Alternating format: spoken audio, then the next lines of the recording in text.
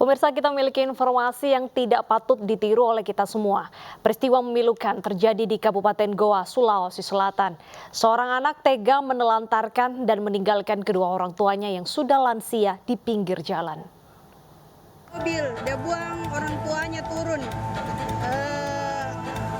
Kedua orang tuanya, bapak sama mamanya, pada saat jalan kodong, kasihan ini di jalan Mangkari Bombong pas depan PGRI.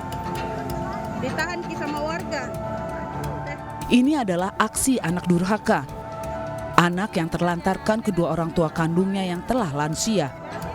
Usia kedua orang tuanya diperkirakan 70 tahun.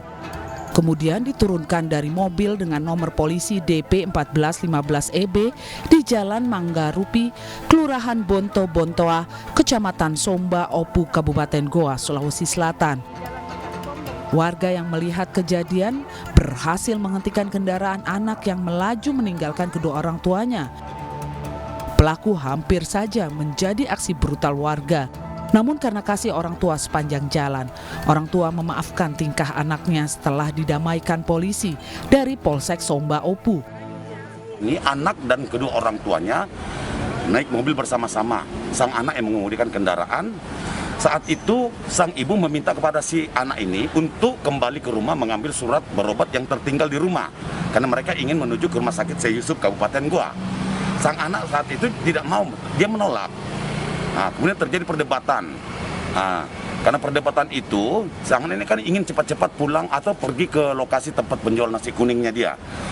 Nah, karena penolakan itu, sang ibu kemudian membuka pintu secara paksa, pintu mobil. Kemudian spontan mobil pun berhenti. Nah, kedua orang tua turun dan terjadi perdebatan. Orang menangis.